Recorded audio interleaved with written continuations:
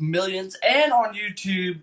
And today is a very exciting day because today I have a woman who is not only an amazing fighter, an amazing person, but of course an amazing friend of mine. She is going to be fighting for Valley Fight Series coming up in September. Help me welcome in the queen herself, Miss Olivia Beerley. Oliv, what's going on, girl? Oh, just the regular Sunday activities. Got back from the grocery store, did my workout, and after this, we'll get some meal prep going because we're cutting weight and we're in fight camp. So just the usual Sunday for me. And by the way, for fans who don't know, this is our second time doing this. The last time, which I kind of looked this up earlier, it was before he took on Ariel France for the amateur title 2 years ago. Kind of crazy. Yeah, it feels like just yesterday. It's crazy. You blink an eye, and now we are 2 years later, and I don't know how many fights later, but yeah, it feels like it was just yesterday. Well, let's go ahead and get back on track from how we got here. So, yeah, for fans who don't know, you started off your fighting as an amateur. You even fought for the amateur title for Fury. Talk about how much it meant to you to move up in the rankings, winning that amateur title. Yeah, actually it was super crazy. I think 2023 was a very big year for me. I had four fights, three of which were title fights. So ended up getting not only fight of the year but also amateur fighter of the year. So after 2023, my coaches and I kind of decided that it was time to go pro. There was really nothing left to prove as an amateur, and it's time to start making money and working towards the ultimate goal. And of course, not to mention that is that you talk about moving up into pro. What was going through your mind the fact that this is your opportunity to be able to show not only just the fighting world what you can do at a pro level, but yet others that are fighting against you to say, hey, I'm not here for a short run. I'm here for the long run. Well, since I got started, I think after my second amateur win, I knew in my heart that I was destined for the UFC. And so ever since then, it's just been putting one foot in front of the other, and I think a lot of what it takes to get to the next level is not what most people see. And Uh, so that's where I tend to pride myself on being extraordinary, is in the things that people don't see, the work that gets put in behind the scenes. uh, But for me, it was a good opportunity. Obviously, my pro debut didn't go the exact way that I wanted it to. But every single time that I step into the cage, I feel like I bring a different skill set, an improved and advanced mindset. And no matter what ends up happening, it's like I'm convinced more and more that I'm gonna get there, So it's been super exciting. Obviously, when you step up to the pro division, your competition gets a little bit more challenging. The girls get a little bit bigger, and there's a few more weapons that you get to utilize. So definitely a little bit more risks involved. But so far the journey's been great, and I'm excited for the next 2 months. We got some stuff around the corner.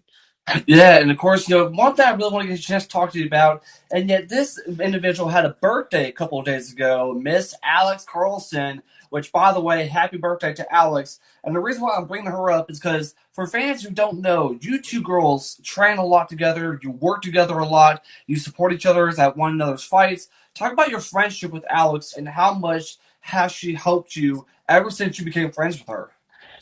So it's actually kind of crazy. One, shout out to my girl Alex. Yes, she did turn 20 fine a couple days ago. We actually just celebrated her birthday last night. But she was so my first amateur title fight was in March of 2023. She fought on the same card that night, also won that night. Afterwards, she came up to me, congratulated me. It was just very kind and supportive. That was the first time I'd ever met her in person. We took a picture with the belt around my waist, and I looked at her, and I watched her fight. I mean, it was a dog fight, and she was she's very scrappy. Like her movements and stuff, like when you watch her in the cage, she's definitely a sneaky kind of tough opponent that you really wouldn't like expect some of the things that she does. So I told her, I was like, you're the next one. And she kind of like brushed it off. But fast forward, because she was training at a totally different gym at the time. So then fast forward to a year later, so roughly like I don't know, June, May or June of last year. Um, she Hang on, you're um, just cutting off. I can't hear you. So about a year ago, sometime around May or June, she hit me up and I thought she was joking with me. She said, "I'm going to come train. I'm going to start training at your gym." And I thought she was kidding. I FaceTimed her immediately and I was like, "Look me in the eyes and tell me that you're going to do this." And she did. She comes and she trains and does maybe a week of training with us. And Fury reached out to see if she wanted to take a title fight opportunity at 115, and she did. She took it short notice, 3 weeks notice, at a brand new gym, and so I got to be a part of her camp for that and her sparring partner for that. And then she goes on to win not only the amateur strawweight belt, but also that fight got fight of the year. And she looked at me, she's like, "You told me that it was going to be me next." And she's like, "You believed it and I didn't." And so then fast forward, after she got the belt, I got to take a picture with her because we both fought at Boeing Center. So Yeah. we have two pictures, one with me in the belt when she was standing next to me, and then the other one where she has the belt and I'm standing next to her. So it's just been crazy how, like, I think God has been a huge theme and presence throughout like this whole MMA journey, and I can't take much credit because I believe that he has put the right people in my lives and he's put me in the right situations and opened up the right doors at the right times to allow me. Now, obviously, I put in the work to make sure that I do my part, but I definitely want to, give him the glory because he brought her into my life, and ever since then, we get to train together. Obviously, she's my friend outside of the gym too, but as a woman, I can't express enough how important it is to have other women that are not only just your friends but like your training partners. Our bodies are a little bit different, our weight cuts are a little bit different, and our emotions are obviously a little bit different. So we are, I don't know what you want to call us, but we're like peanut butter and jelly, and it's going to be hard to get rid of the two of us. Honestly, the way I feel about it is like every time I see y'all together, it's like there's the deal that everybody needs. It's like, excuse me, you girls spend a lot of time together. You girls work hard together, and it's a very beautiful thing to see. And of course, once again, shout out to Alex. She had a birthday. Happy birthday to Alex, and hopefully, I'll get a chance to have her on here. She's definitely next on my list. Well, she will be making her pro debut with me in October of this year here in San Antonio. So you'll definitely have to get with her because she's about to make her pro debut and we're going to be on the card together. So I'm excited for us to be back in camp together and pushing each other to be better. Well, once when this gets put up on both Millions and YouTube, Alex, if you're watching this, I would love to have you on. So please, let's try to get an interview before your pro debut. And of course, the one thing I definitely want to talk about, this is something that, here recently I started asking most fighters about is how much their faith means to them. I think, a really good one I talked to was Asia about a couple weeks ago or a week or so ago. And, she talked about how much God has brought her to so many different places. And of course, one thing I want to get a chance to ask you is, how much does your faith mean to you? I think it's a cornerstone as of who I am as a person. Now, that doesn't make me a perfect person, but it makes me a saved and forgiven person. And I think that the way that I see fighting is, I mean, I did not fight when I was younger. I did not box. I did not wrestle. I did not have like, so it wasn't like I found fighting or MMA. It's almost like it found me. And at first, I didn't fully understand like what this was going to turn into. It was just kind of a fun little hobby that I was doing. But the more and more that I walk down this journey, the more and more that I'm convinced that this is my calling. This is something that I feel like God is leading me down this path. I don't fully know 100% why. Um, but it almost feels like this is something that he's given to me as a platform to be able to give back glory to him. I get in front of maybe people that I never would have met before, make connections that I never would have met before, and get to have these amazing conversations. And I'll be completely honest, my weight cuts are probably when I am the absolute closest to God because it's the closest that I can imagine that Jesus felt whenever he was in the desert for 40 days fasting. Because I am sitting there in the sauna, I'm famished, I feel like my body is deteriorating in front of me. And it's just almost like no matter like and I don't want to get too much in the details of the weight cut portion, but in that moment when I'm like completely empty and like all of my distractions are physically removed and I'm just totally in touch with like my body and all of that, it's like I feel God's presence. And that's when I feel the closest to him because I'm Yeah. removed from all the distractions and luxuries of life. And I also just feel his comfort of like, I'm there with you. Like, it will be okay. I'm going to get you through this. I've gotten you through this before. And then fast forward to making the walk into the cage. Obviously, Psalms 144, 1 through 2 is like one of my big scriptures. I try to put it on all my stuff because I really resonate with it and I think it correlates to the fighting. Yeah. But as I'm making that walk down the stairs and walking towards the cage, anything can happen, you know, and I'm fully aware of all the risks that come with MMA. But it's almost just like I feel God's hand on my shoulder and he's like, I got you. Like, child of God, I got you. It'll be okay. You know, Yeah. our bodies are only physical, whereas my spirit's what's really important. And so regardless of what happens to me physically, you know, I know that there's a more better improved version waiting for me in heaven. So I think Yeah. for me that's been and I just again it's so humbling to get to have this experience and to be blessed with an able body to get to do this. So Yeah. that's kind of how that's where it all ties in for me. You know, again, like I said, I am far from a perfect person. I'm sure every single day God looks down at me and is like, you know, but I definitely I'm just grateful to be here and blessed to say the least. Well, sorry about that. I'm trying to fix my camera, but the one thing I can definitely say is that I definitely look up to you a lot when it comes to talking about God and talking about the Bible. And for people who don't know, I mean, there's like a lot of times I would like message you like, "Hey, like, have you ever struggled with this? Have you ever struggled with that?" And the one thing I can honestly say is that you inspired me so much, not just to be a better person, but it's like you're like, yeah, I struggle with my relationship with God too, but it's like I see you, and it's like I see yours and Bridgette's testimonies and everything. It's like you're like a warrior in so many ways, and I can't tell you how proud I am of you because you know a lot of people has that one person that they can look up to. You're like a sister I've always wanted because like I always look up to you. Oh, oh, I'm giving you a big hug. Like really truly because like you have been like also inspiring and yet for people who don't know fasting is like not the easiest at all. It is like very difficult and fasting means like you have to give up something for like a certain amount of time, a day, a week. What's been like the most difficult part about fasting from your perspective? So, for me, I don't eat 36 hours before weigh-ins. And granted, like I know people do 72-hour fasts all the time and things like that, but it's also the water that I'm cutting out. So I also don't drink any water. And I'm sitting in a sauna, you know, and I sit in saunas and hot tubs for hours and hours and hours to get the weight off. I think before my fight with Madison, I cut 14.8 pounds 24 hours prior to weigh-ins.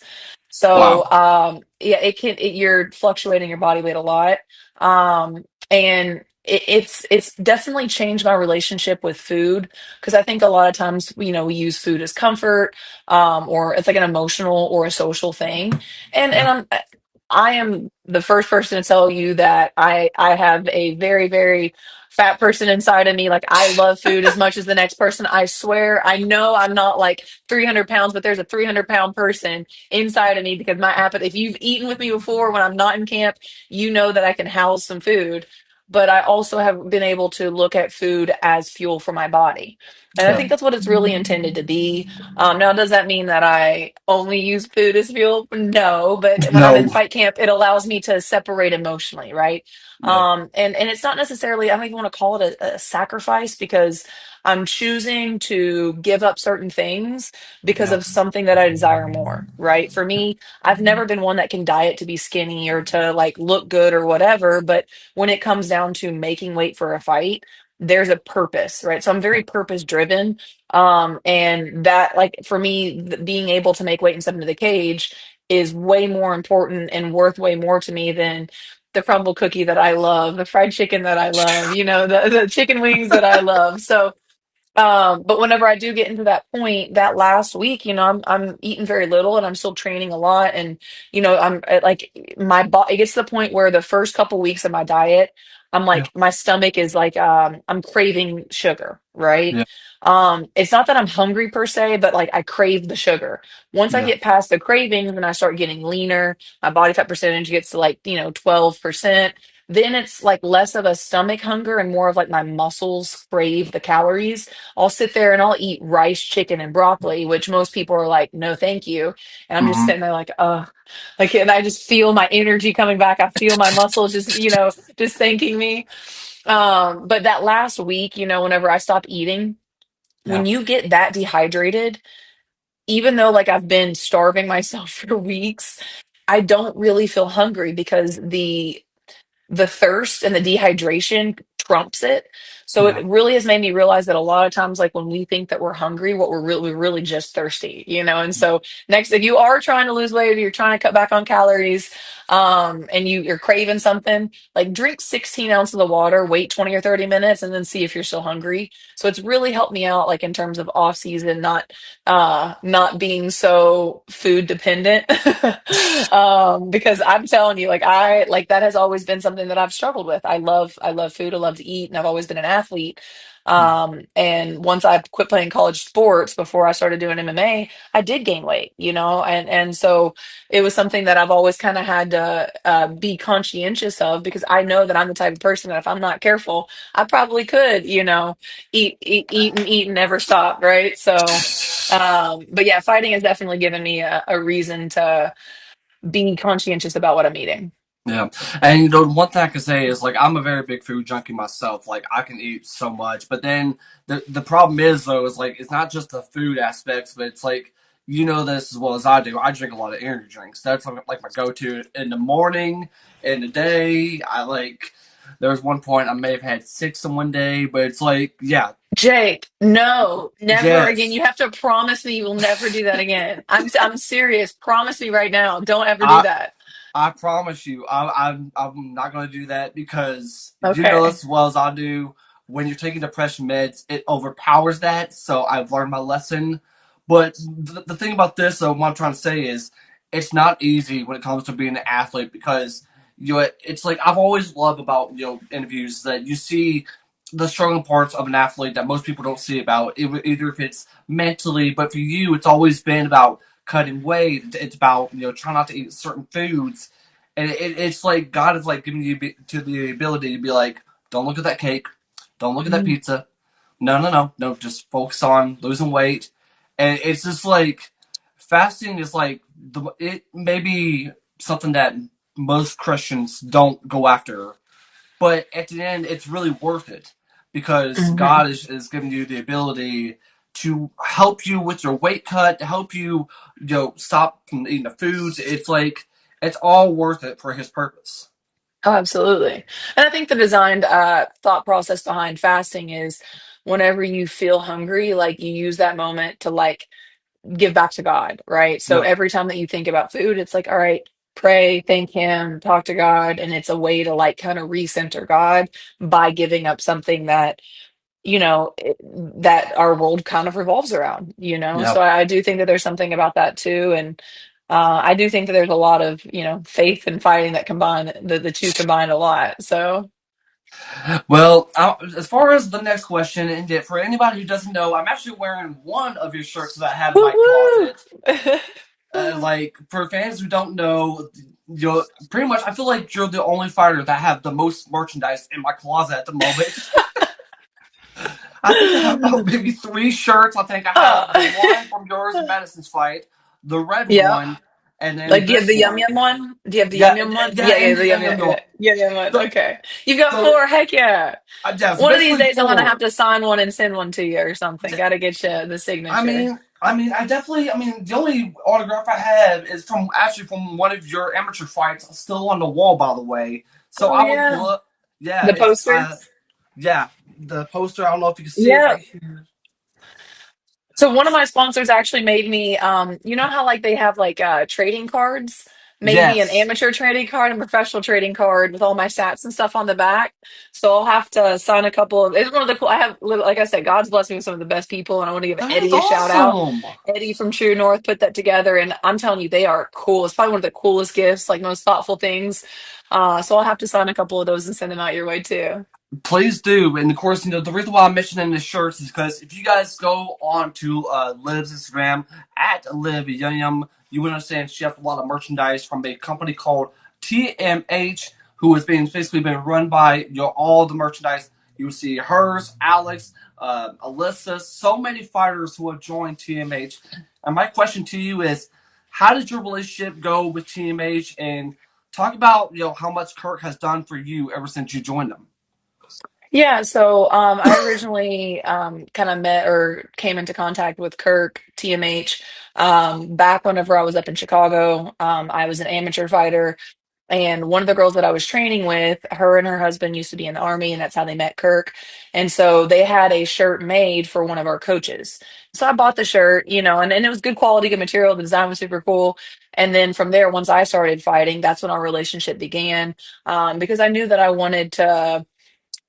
What fighting wasn't just going to be like a one-off thing, right? It was going to be a one and done thing. And I did have people always asking, like, do you have shirts, do you have merch, like, and I myself am not the most like I think my most artistic version of me is like mixed martial arts, like the art of of violence. I'm Yeah, not, I'm not super creative when it comes to like drawing things or any of that. Like I can envision stuff, but Kirk was able to put it to life. And since working with him, and obviously fighting in the cage, I've had a lot of people like where do you get this done? Where do you get this done? So I've been introducing Kirk to Alex, to Alyssa, to Nico, to a lot of different people because what I like most about what he does is one, he's not having children over in China in sweatshops putting together like material, right? He's operating all of it himself, and then 50% of proceeds are going to veterans that struggle with either depression or suicide.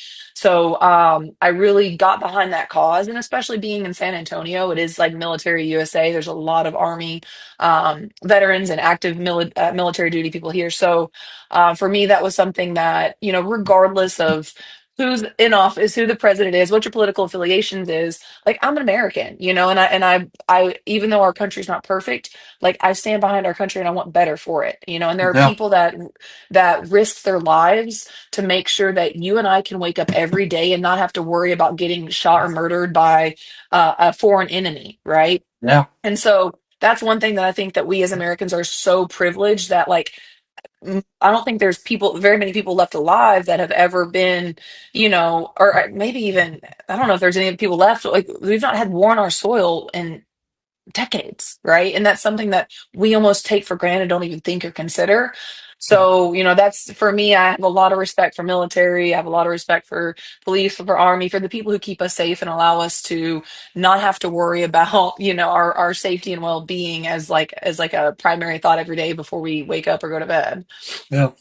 And the one thing I definitely do admire, and once again, shout out to Kirk. If you guys haven't followed TMH, it is at TMH on Instagram. And of course, if you guys want to follow Liv on Instagram, you guys can go follow her at Liv Yum Yum. If you follow the Fighting Queens, then you would know that I've tagged her a lot. So please go and give her a follow. And of course, the next topic I really want to get a chance to talk about. This is something that I love talking about this, and I think you also do too. Is that people understand as far as the physical aspects of things, but people don't understand the mental aspects of things. And yet, before I do get a chance to ask you this, for people who don't know, is like, you know, fighters are individuals too. Fighters are human beings. They struggle with not only just the physical aspects, and of course mentally. And I really feel like that mentally needs to be talked about a lot because you're more than just humans. You're more than just warriors.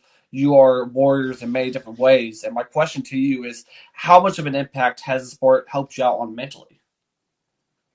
I think the sport is as physical as this sport is. I think it's that much more mental. And I think I made a post not too long ago when I was really frustrated about making my pro debut and people backing out right and left and just the emotional side of things. Um, Fear is like a knee-jerk reaction, right? Like Yeah, we are human beings, and I don't care how tough you are, how tough you think you are. Everybody has fear. Everybody experiences it, right? It's a reaction to stimuli, whatever. Now, different people have different fears, but fear is a reaction and courage is a choice. And it's not that I don't fear things. It's not that I'm not afraid, but I choose courage. I choose to persevere and I choose to keep going. yeah, Because at the end of the day, like everything is scary until you do it. And then once yeah, you do it, you look back and it's like, okay, that wasn't that bad. I survived. I lived through it. And I think because our country has gotten to the point where we've made so many advancements that have allowed us to be very comfortable, people are less and less exposed to challenge, to adversity, to the point where, we get upset when we have to wait more than 5 minutes for our Starbucks to be to be made, right? Or to be handed out the window, right? We yeah, get frustrated when the car is driving 5 miles below the speed limit. And we forget that there are like actual people out there with like that are again waking up in war zones and worried about even having access to fresh water. So I think that fighting has put a lot of things in perspective because like we're very privileged. I'm very privileged. I have a roof over my head. I have Yeah. food in my refrigerator. I have clothes on my body. I have shoes on my feet. I have a phone, so it almost like allows you to realize like what's important, what's not. And it also it makes you very much so in check with like what's going on up here and what's going on in here, Yeah. right? Because those two things have to align for the output physically to align as well too. So I think that for me, there are times when I am hungry, I am exhausted, I'm stressed out at work, or I have family and relationship and all these other things, right? And Yeah. the last thing that I want to do is get up at 6 a.m. and go to the gym and run in my sauna suit and sit in the sauna and then work all day long and then then get out of work and then have to go to practice, get out of practice at 10 p.m. and wake up and do the whole thing all over again. But that's a choice, and it's not about what I want in that moment. It's about choosing what aligns most with what I want down the road. And Yeah. so it's really allowed me to be less impulsive, and less immediate gratification. And I've never, not one time, regretted the discipline and the sacrifice and the consistency, because at the end of the day, like you learn something about yourself, but I also think that you evolve as a person. Yeah. Every fight camp, every broken nose and bruised this, it's made me a better version of myself because it's allowed me to learn about myself so that I can grow for the next time and next experience. And the one thing I definitely want to say, that, I'm not afraid to admit this. I mean, I'm struggling right now myself. I'm on different medication, and one thing I can say is that if you're in a part of the sport, whether if you're a fighter and if you're a guy that's selling hot dogs in the fifth row, I can honestly say is that it's okay to not be okay, because even though I've had my darkest days, I mean, I can say that when I look up to fighters like yourself and so many others, whether if it's Alyssa or Alex, and which, by the way, definitely want to send a shout out to Alyssa too. But my point is that if you're struggling, first of all, go get the help that you need, because it's okay to get help. I mean, we all struggle in so many ways. But number two is that if you're struggling to a point that you just want to give up, giving up is not an option, because all week long, especially this week, I've been told giving up is not an option. Giving up is not an option. So yeah, go and do something that you love. Whether if it's if you want to go train, go train. But if you want to go and do something that you love, just do it. But if you want to get involved with MMA or with boxing, whatever it is, then I can honestly say is that if you join whatever gym that is local to you, first of all, be prepared to meet people that will understand you. They may not understand you on the outside, but it's all about the inside. And Liv, I'm pretty sure you can vouch for me on this one. Absolutely. I mean, I think I've told you once, if there's still air in your lungs, then God's not done with you. You still have a purpose and there's still a reason that you're here. And for those people that are struggling, I get it. That we all have internal battles. Obviously, everybody to different degrees and situations and circumstances are different, but it can't get better if you don't let it, Yeah, and I think that a lot of times majority of problems are temporary. Now, that doesn't mean that they're not real. That doesn't mean that they're not like it could sometimes it can feel debilitating or it can feel overwhelming or like you're lost. And I'm not really opened up too much about this, but I've been at a I was at a very, very, very, very, very low point in my life. And that was kind of like my rock bottom was when I felt like God had to pick me up because I couldn't pick myself up. And in fact, that the only tattoo that I have on my body is a reflection, or it was something that got me. I don't want to say necessarily out of it, but it kept me from taking action on feeling the way that I felt. And it's Romans 5:8. And yet, while we were still sinners, Christ died for us. And kind of like in that moment, it wasn't that those words, but it was like God said, even at your rock bottom, you were yeah, worth dying for.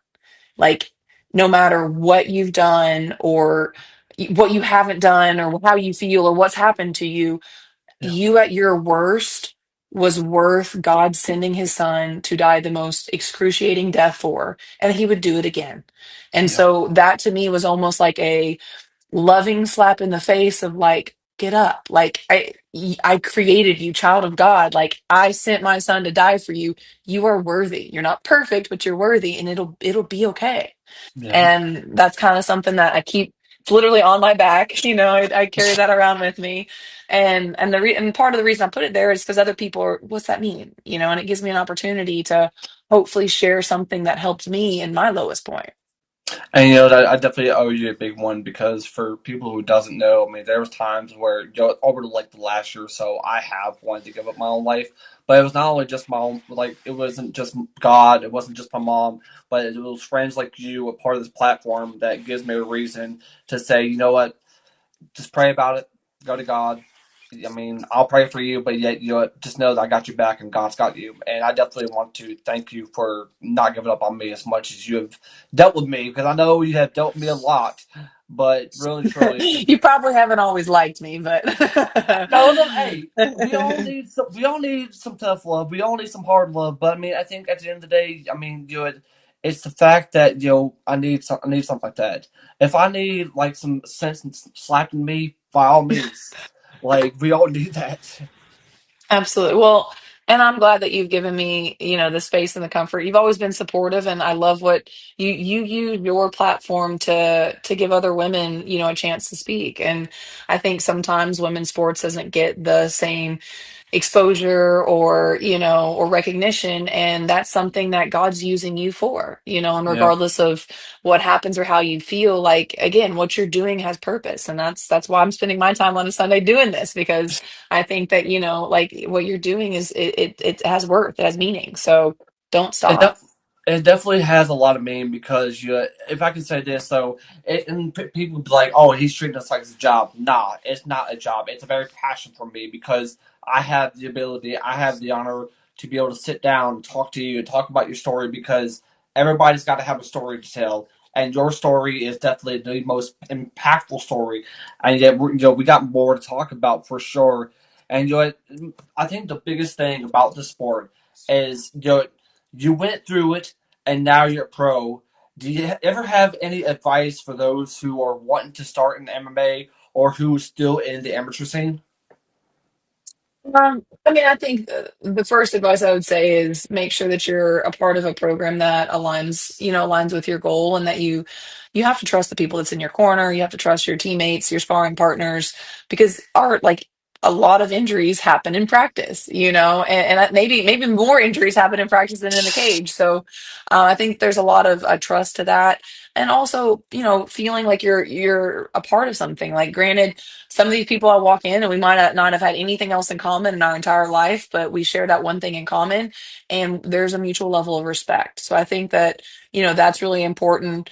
And asking for help. Like, I mean, when I first started, like, I'm sure I annoyed the crap out of the more experienced amateurs and the pros that were on the team, because it was always, okay, well, like, if you hit me 3 times with the same thing, what am I doing that's allowing that? Can you show me, walk me through? And then the last thing is, like, you have to humble yourself.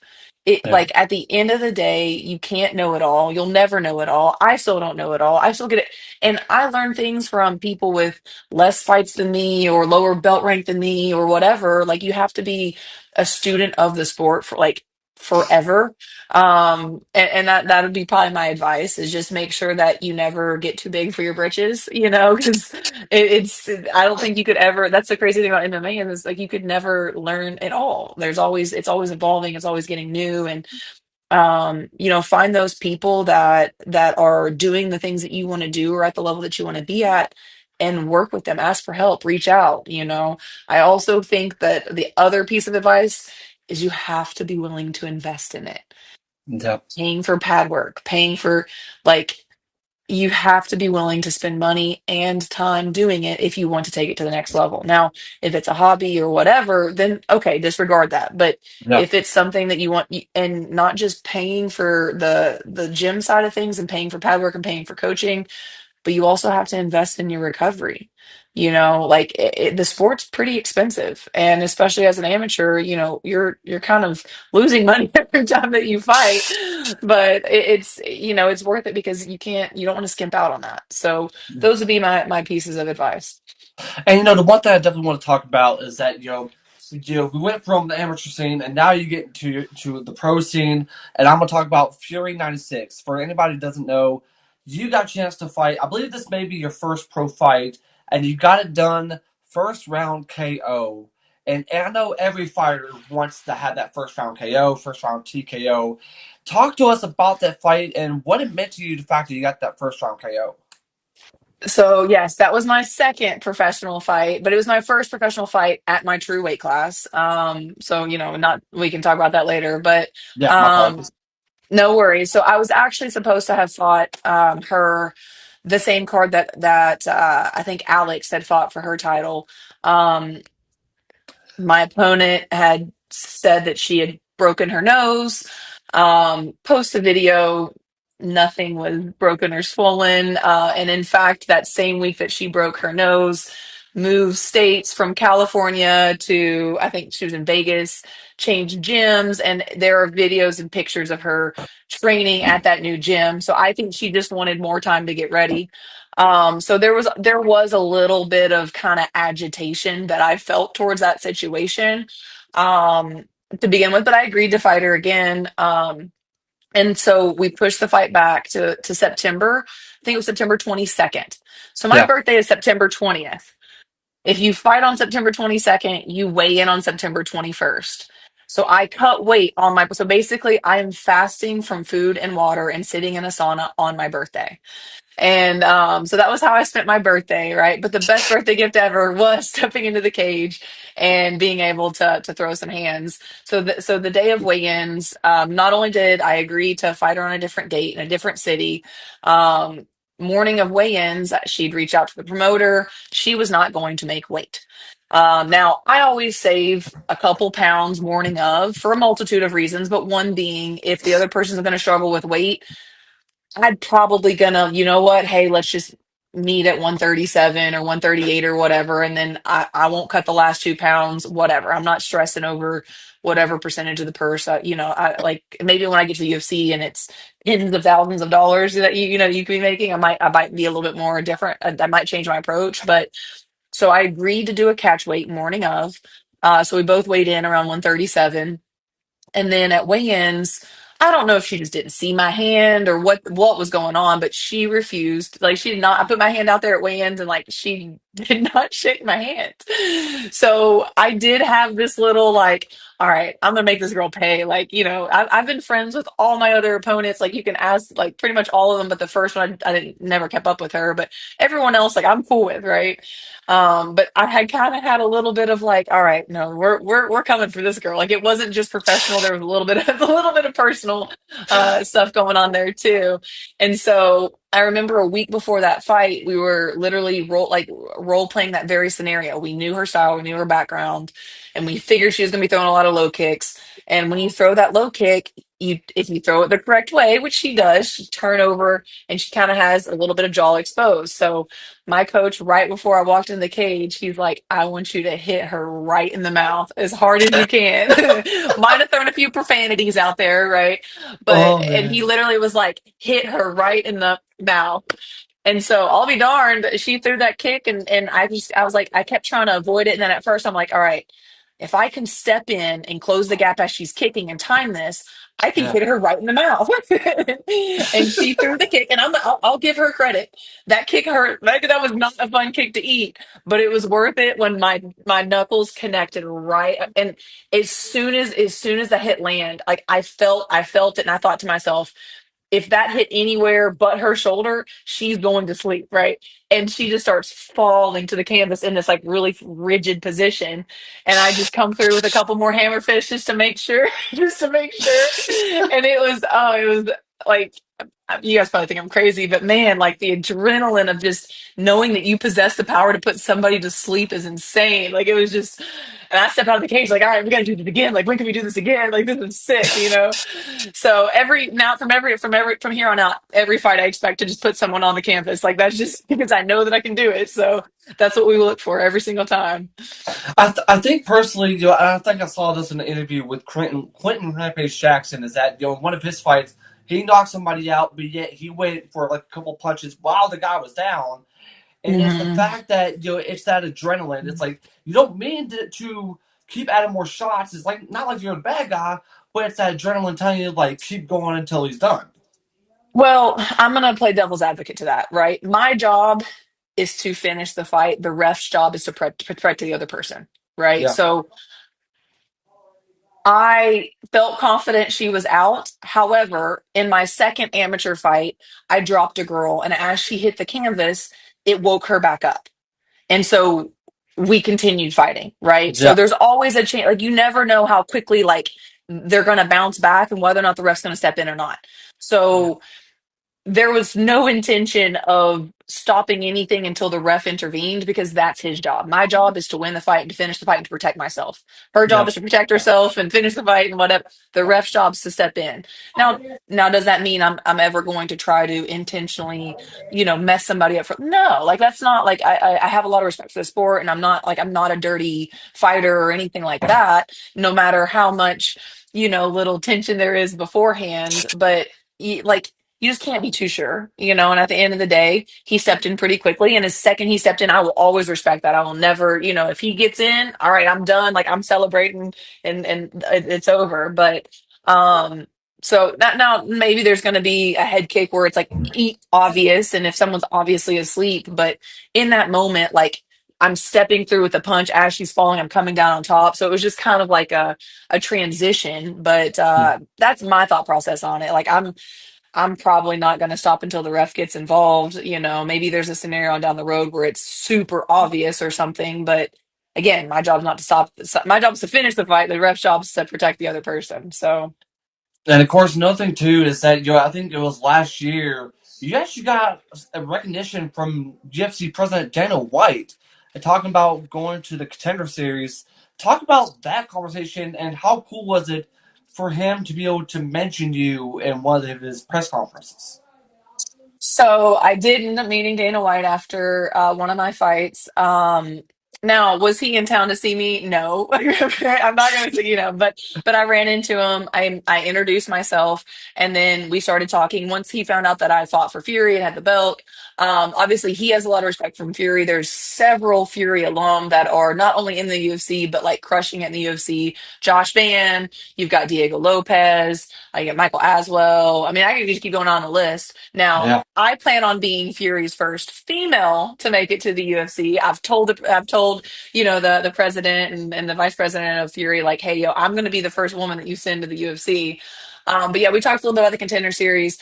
Um, I do need probably a couple more wins. There's a certain barrier of entry that they do have. So, my plan is to get this win in October, go for a title fight in early of next year, defend the belt and then Contender Series in 2026. That's kind of my plan, God willing, but that's mentally what I'm walking towards daily and like where my actions are aligning. And of course, now we go back from last year now to this year. For fans who don't know, I believe this may be your last fight thus far, is that you took on the one and only Sam Brinster at Fury 102. You won via unanimous decision. Congratulations, by the way.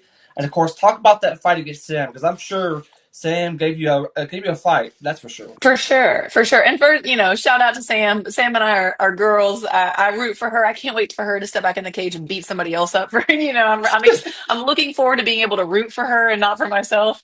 But no, she's big girl physical. We're both very muscular. I know she has a job where she's in the fitness industry as well. So there's a lot of respect that we have there. And she's tough. I mean, she hits hard. She has a southpaw stance, so that was a little bit different. But that was my first fight where neither one of my coaches were in my corner. So Alex got to be in the corner, and that was her first corner opportunity. And then another one of the teammates, he stepped in to kind of help out and make sure that I had people there. So we had a striking and a grappling, grappling people in my corner. But it was definitely the first time that I had to make that walk without like my two normal coaches. Yeah. So for me, there was a lot of like, again, mindset adjustments that had to be made. And with me not have being in mixed martial arts for years and years and years and years and years, yes, I know I possess a good skill set. I know that I have the athleticism. I know that I have mental toughness. But my coaches are very good about not just seeing what's happening, but seeing what could happen and what should happen, and helping direct me and navigate through that. Yeah. So I do believe in my heart that I would have gotten a finish had I had a few adjustments made, because there were a lot of things that when I look back and watch that fight that I could have done differently. Windows that were open that maybe I didn't take full advantage of. And I was headhunting. I was looking for the next knockout. Again, no animosity towards Sam at all in any capacity, right? No. But it's just, I'm sure she was trying to knock my head off too. And I respect that. So I do feel like I would have and should have gotten the finish on that one.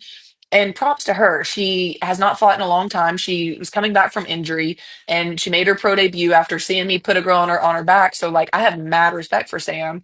But I'm sure she believes in her heart she's the better fighter. I believe in my heart that I'm the better fighter. So it was nice though to walk out of that.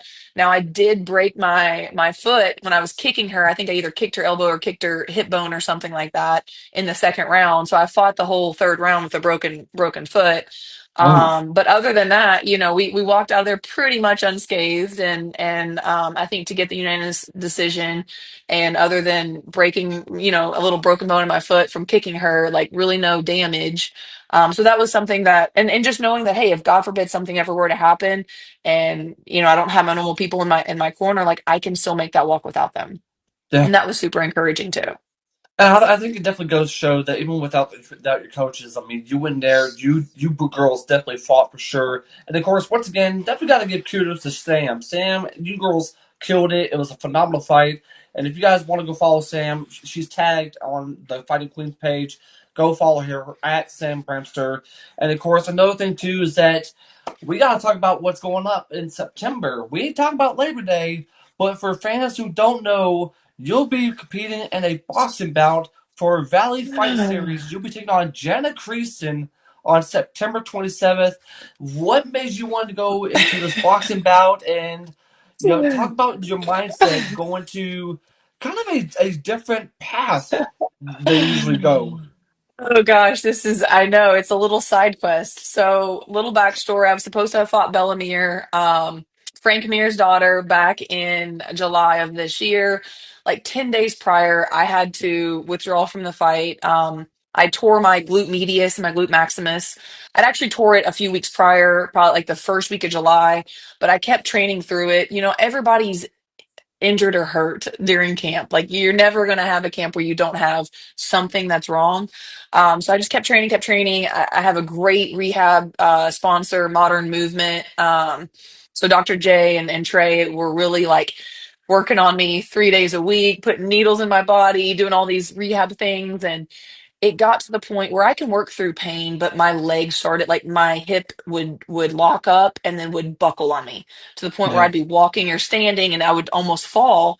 And that's when we realized like, hey, this isn't smart, especially with Bella being as as accredited of a wrestler and grappler. I knew that I was going to have to grapple in that fight, right? yeah, Obviously in my head, I'm thinking, all right, first round knockout, knock her down, whatever. But I knew that at some point that it was going to go to the ground and I needed to be able to use my hip. yeah, So, for the sake of longevity and making sure that I didn't put myself in a situation where I further tore things to the point where I needed surgery and to sit out for a year, I did have to pull back on that fight. And, it still leaves a very bitter taste in my mouth, not just for me, but for Bella. Like, I'm big on respect, and I know that that's the last thing any fighter wants is to lose a fight that they've been training for. So she was mad cool about it. I did reach out to her, and she did end up winning. She got a replacement and won her fight. So congrats to her, and much respect. I definitely want that fight again, whether it's a title fight, whether it's a defending the title, whether it's contender series, or whether we're in the UFC. I definitely want to get that opportunity to go against her again.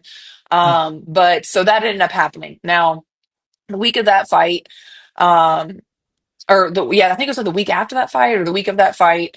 I had this dream, right, that I made my boxing debut. And in my dream, like I knocked the girl down and then she got back up, had the 8 count, whatever. And then at the last round, I knocked her out. And I was telling my coach about it the next day because I was cleared to do pad work. So basically, I've been able to box. I can hit the pads, but I wasn't able to like sprint or jump or kick or wrestle or anything like that might further put damage or instability with that hip, but I was able to box. And Yeah, so we're like, you know what? Let's just really sharpen the boxing. So we started doing some pad work and stuff. And just 'cause me, I can't sit still, right? Resting is not an option. We're going to rest something and do something else. And yeah. so I had that dream on a Wednesday night. On a Friday morning, a promoter from VF, what is it, VFS, reached out to me. VFS, yeah, Yeah, VFS, yeah. VFS reached out to me and was like, "Hey, we've got a boxing debut, or we not a boxing debut. She's got a few boxing fights in, I think 3 professional fights in, and lots of AMI experience. But sent me over a profile and gave me the dates of it, and like I just thought to myself, like, is this God opening a door for me? There was something that like felt right about it, Yeah. and as sad and as upset and like crybaby as I was about not being able to fight, my MMA fight in July, I was like super excited about this. And I talked to my coach, talked to my other coach, and talked to my doctor. And he's like, as long as it's not buckling on you when you're boxing, as long as you're not kicking and doing all these other things, he's like, you should be fine to do that. Yeah. And so my coaches thought it was a good idea. I've always wanted, like, I wanted to do Golden Gloves prior to going pro, but it just didn't align because we thought I was going to make my pro debut the same time Golden Gloves was going to happen. Mm-hmm. And opponent backed out, so didn't end up getting to do that. But either way, I went pro and missed out on the opportunity to go do Golden Gloves. So I was like, Yeah. this would be an amazing opportunity for me to control my controllables, right? I can't help Yeah. the fact that my hip doesn't allow me to wrestle right now, but I can throw hands and I have an opportunity to one allow this girl to get a fight in. I'm sure that she's got a pretty nice pedigree when it comes to boxing, and she's very talented, and I'm excited to be able to get to test my boxing against someone who's known in the boxing community. So and the way I see it is when I get to the UFC, I'm going to go against, Boxing Hall of Fame. Like, I'm going to go against the best of the best. So it's an opportunity for me to get to do that in a manner that isn't going to prevent me from continuing MMA or put my hip in a situation where I'm out for longer. So we said yes, and she said yes. And so now I'm excited. Yesterday was 5 weeks out. So, and it's a week after my birthday. So I'm gonna run it back from like my birthday month tends to be the month that I knock people out. So sorry, Jenna, but you decided to fight me in my birthday month, my birthday week, and we're gonna run that back. And not to mention that is that I'm very excited to announce this. You girls are going to be main eventing the show. You're going to be end of the show on September 27th.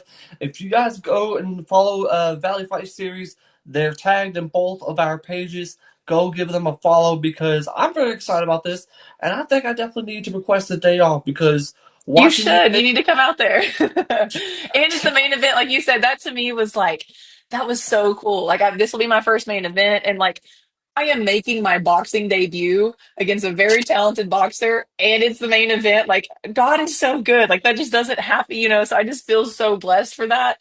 And yeah, I sometimes I sit back and have to pinch myself. Like, is this real life? Like, am I in a simulation right now? Like, is this real? And I want to give a shout out to Fury because they were supportive of it, right? I am in a contract with Fury. Obviously, the plan is to fight again very, very shortly after with Fury. And when I told them the situation, they were very supportive of it because they know that my goal is to like get experience and stay active. And they understood that like I was injured and not able to do the grappling. So definitely Yeah. want to, be appreciative of them. And then also VFS for like helping me get all the stuff in, and then also being cool with the fact that I'm going to go back to MMA after this. And so very just appreciative to both promotions for putting their fighters first. Yeah, There and we I gotta go. pull it up. I gotta pull it up. If you guys want to go follow them at VFS MMA. There is the picture. You fighting against Jenna Creason on September 27th. It's going to be at the Table Mountain Casino Resort. Fans, if you want to get your tickets or the pay-per-view information, make sure to head on to valleyfightseries.com. Valley Fight Series, if y'all need an interview, I mean, I'm always welcome to help y'all out. Man, I'm very excited about this. And of course, my last question. And the last time I asked you this, you had so much heart into answering this question, and it's going to be the same one. So my question is, are you ready? All right, I'm All ready. right. So of course, we all want to get inspired by what we do best. Me, when it comes to being that very cheesy interviewer, of course. But you, as a fighter, you want to be recognized for something different. So my question to you is, what's something you want to be recognized for during your time fighting? I think what's most important to me is not just what I do in the cage, but what I do out of the cage, right? Like, obviously, people see the me that's in the cage and the wins or the knockouts or whatever, but at the end of the day, I think it's more important to live a life that makes other people um, feel like I don't know. I feel like you're only as good as you make other people feel. And again, I am not a perfect person, but I do want to be somebody that leaves a positive impression on other people. And Yeah. whether or not you find out who I am because of what I do in the cage, like I want my actions and my intent and my heart outside of the cage to be one that like glorifies God. I think that that's most important for me, um, because I didn't have to be blessed with an able body, you know, and like everything that I have, He gave to me, and I Yeah. just so it's like I feel this urge to be able to give back, you know, to the community, to others, but definitely give back to God because literally I am nothing without Him. And so Yeah. I think for me, like that's what's most important is that I walk the walk, not just in front of people, but behind the scenes too. And, you know, and I want to challenge all of you guys to hold me accountable to that because it's not easy. It's definitely not easy, No. and there, you know, I'm as hot headed as they come, so it's not like I wake up and have all this patience and virtue, right? I have to be like, all right. It's like that Medea moment, like, what would Jesus do? Did you show him your bracelet? You know, so every day I have to be like, all right, calm down, calm down. What would Jesus do? What would Jesus do? Calm down, right? So Oh that for man. me is, yeah, that for me is probably what I would have to say to that. To me though, and yet for fans who doesn't know about this, and yet how I got a chance to meet Liv was it was during your amateur time. It wasn't even before you fought at Fury. I think you fought at a promotion in Massachusetts, and I saw you. And I was like, okay, she's killing it already. I got to have you on here. And then all of a sudden, you started facing Air France for the amateur title. You started moving up to pro, and now here you are. It's like I see you getting so much success, and I see you not only just being a very successful fighter, but a very successful person. Because to me, it's like you're like a big sister that I've always looked up to. Because I wish I can be 10 times as amazing, crazy person as you are. Because you stop what you do. You know how to be there for people. Because there were dark days in my life where I was just like, say, screw this, like I'm just ready to go. But then you keep telling me, think about what you're doing. Keep going. Keep going. Not only for us, but for what God's trying to build for your life. Keep going. Keep fighting because I'm telling you one thing, Jake, we all need you. And you keep reminding me. So, first of all, I definitely want to thank you for your friendship because you have been the biggest light outside of my family. And number two is that I'm honored to be your friend. It's like anytime that I look at fighters like yourself and Alex, and of course, Alyssa and so many others, it's like, and I'm being cheesy, Jake, when I say this. I'm not worthy.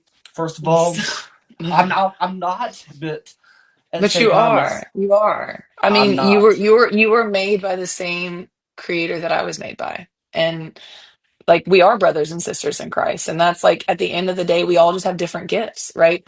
This is your gift, Jake. Your gift might not be in the cage like that, but and that's my gift, right? But at the end of the day, we all have a purpose and we all have a gift. And like it's like a body, right? You have fingers and your fingers don't do the same thing that your nose does, but your body wouldn't operate if you didn't have all of that. So it's the way that's the way I see it, you know, like you're absolutely worthy and God sent his son to die for you. So you absolutely are. And you got to stop saying that because words have power.